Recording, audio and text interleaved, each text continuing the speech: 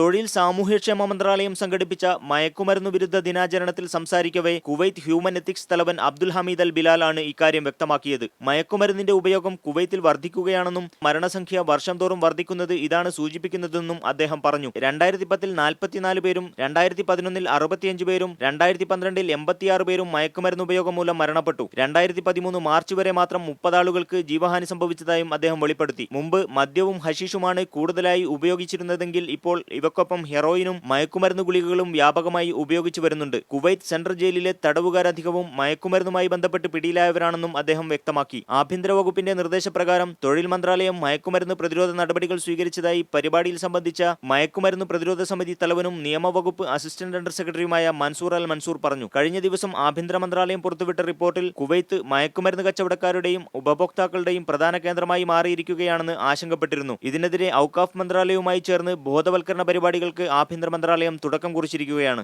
Media 1 Kuwait.